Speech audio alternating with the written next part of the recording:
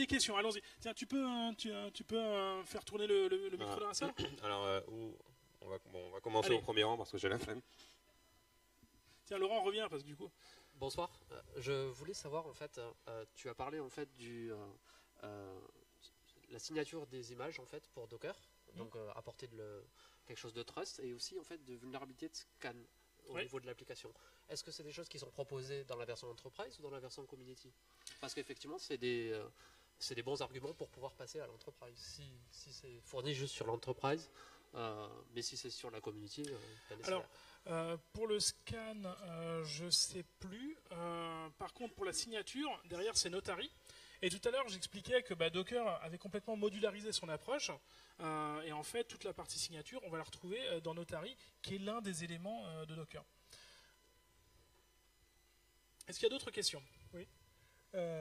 S'il vous plaît, est-ce qu'il y a des solutions pour pouvoir faire des démos en offline, typiquement pour pouvoir pusher des images, mais qu'on puisse les faire en local, genre une DTR locale? Faire des démos en local? Tu peux te monter une registry en local et mettre tes images dessus. Donc du coup, tu peux être assez autonome. Par contre, ce qu'il faut dans ce cas, c'est que ton Docker Engine, évidemment, il pointe pour aller chercher les images sur cette registry. Il y a une question que j'ai oublié de poser. Qui compte ici, ou qui aimerait faire du serverless? Ok. Et une autre question qui est, je pense qu'il y avait des gens aussi qui avaient des questions, je crois, dans la salle. Et juste une dernière question alors, pour pas vous embêter. Qui est plutôt dev ici? Ok. Et qui est plutôt ops? Donc il y a beaucoup de DevOps alors. Qui est BI? Alors, une question, allez. Merci pour toutes ces présentations. En fait, ma question, c'est pour Laurent et pour le serverless. Est-ce que ça a du sens de parler de serverless alors qu'on vient de faire vous venez de faire toute la présentation, parler des serveurs, Kubernetes, tout ça. Et est-ce que le serverless a du sens en dehors des fournisseurs de cloud et de commencer à penser, par exemple, je vais utiliser Docker par exemple pour commencer à avoir ma fonction? Alors, serverless, ça ne veut pas dire, comme son nom ne l'indique pas, pas de serveur, mais c'est juste des serveurs non managés par vous. Voilà, ça veut dire comme tous les cloud providers. Ça peut être pareil on-prem. On va avoir la partie Ops qui va avoir une infrastructure Kubernetes, Docker, qui va gérer ça, montée de version. Et tout ce qu'on va utiliser, c'est les commodities, les capacités d'orchestration. Et il y a eu un tweet il n'y a pas longtemps, là, comme quoi le concepteur de Kubernetes est en train de dire que l'orchestration devient une commoditization. Voilà.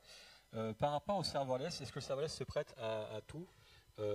Serverless, c'est vraiment un paradigme différent de façon de penser. Moi, j'ai vendu à plusieurs entreprises du serverless et ils ont du mal à avoir un mindset où tout sera drivé par des messages, tout sera orchestré par soit du blob storage, soit du service queue, soit du NoSQL, du NoSQL, etc. Donc c'est vraiment un mode de pensée complètement différent parce que le serverless apporte pas mal de contraintes. Sur les cloud providers, il y a quand même 5 minutes de temps d'exécution et 1,5 giga ou 2 gigas, je ne sais plus, de maximum de données. Quand on va traiter un fichier qui fait plusieurs centaines de mégas, voire plusieurs gigas, ça n'a quasiment plus aucun sens, à moins de découper le fichier ligne par ligne et de passer par des fonctions. Donc là, ça peut redevenir serverless. Un des use cases qui est plutôt pas mal utilisé et qui est utilisé par Alexalis, c'est au niveau des chatbots. Alexalis a plugué par exemple Alexa ou Twitter sur du serverless, ou en disant voilà, moi j'envoie mon image à un bot Twitter dans les chatbots, ça la recolorise et ça te renvoie le résultat. Ça prend pas beaucoup de temps, ça utilise du TensorFlow, c'est peut-être prochainement ma démo, j'en sais rien. Du TensorFlow, ça recolorise l'image et tout le monde est content. Donc là, c'est vraiment des paradigmes qui s'y prêtent, ou typiquement même l'encodage de vidéos YouTube. Quand vous avez une vidéo en 4K, YouTube doit la découper en 144p, 280p, 360p, etc. Et ça peut être splitté sur, voilà, on déclenche N fonctions qui vont lancer du média d'encodage et avoir, entre guillemets, un serveur, je mets des gros guillemets, avec N cœurs. Donc ça a vraiment du sens. Je ne sais pas si je réponds à ta question ou plus ou moins.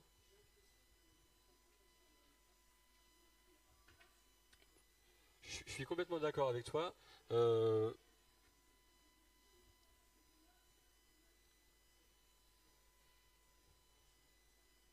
Exactement. Mais on est d'accord que là c'est vraiment open face, donc function as a service. Moi quand je parle de serverless, j'ai plutôt tendance à parler aussi de par exemple Azure Cosmos DB. Pour moi c'est du serverless. Parce qu'on ne gère pas de serveur, parce que c'est géolocalisé, c'est géorépliqué, c'est multi-région, disaster recovery et tout le tralala.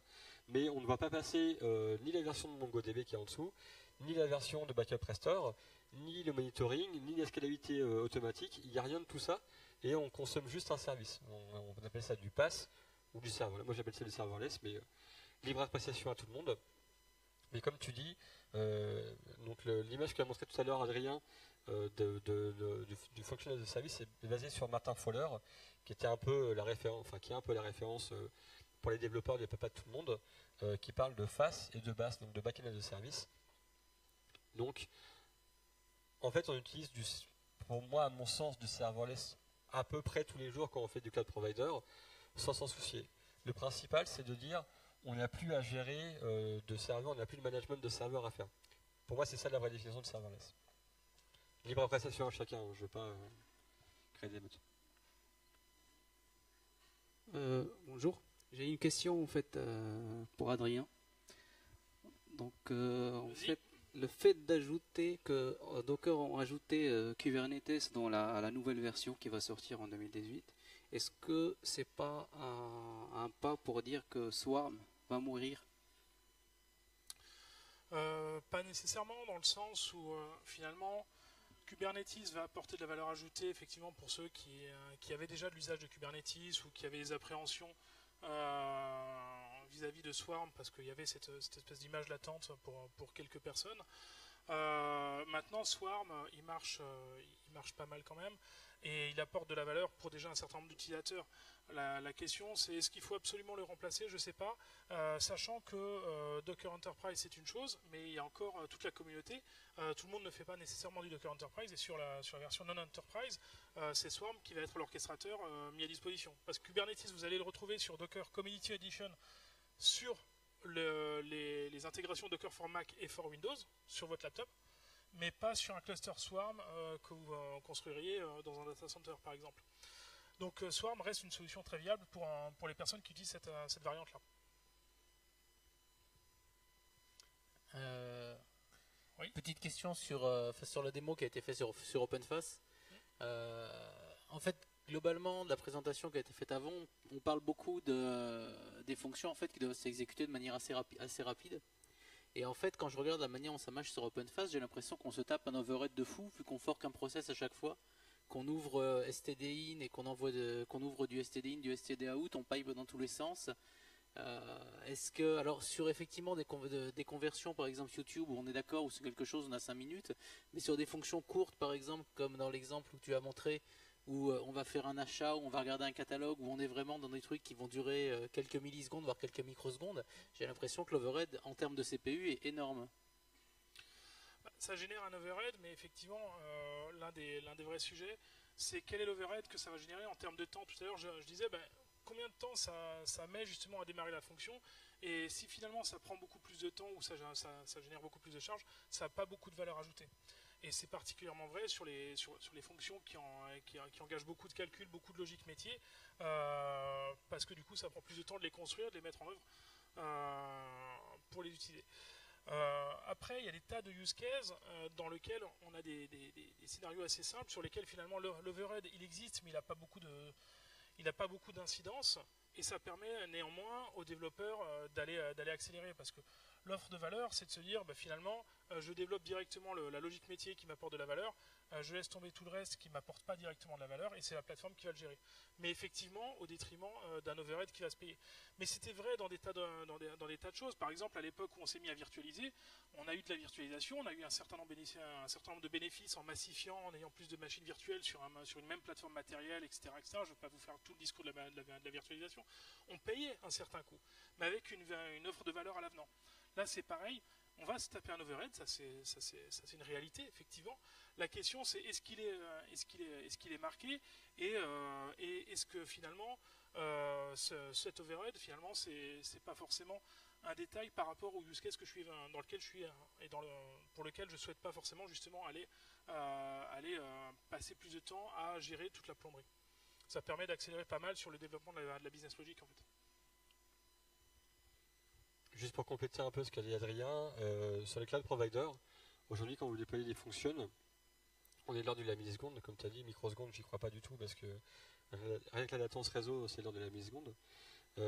Derrière, c'est le cloud provider qui prend en charge tout ce qui est login, monitoring, STD out, STD in et compagnie. Là, comme on déploie du functional as a service sur les clusters Kubernetes, on a besoin de tout faire. On a besoin de tout plugger, tout paramétrer. C'est du on-prem, hein. Évidemment, le cloud provider ne fournit pas tout. Donc c'est pour ça qu'on a toute la notion de récupérer les logs, l'invocation, les machins, etc. et compagnie. Mais dans la définition pure du FAS, là j'ai vraiment modifié qu'une seule fonction. Le reste c'est que du build et du deploy avec des templates. Parce que j'ai pas de cloud provider derrière. Si on prend l'OpenWhisk de la fondation Apache avant IBM, ça sera la même notion. On aura besoin de remettre en place un Docker, de repluguer du DSTD out, de récupérer les logs. OpenWhisk le fait automatiquement et de le rediriger sur les CD out ou sur du curl ou quoi que ce soit. On va laisser la place à Ludovic qui va nous faire une belle démonstration.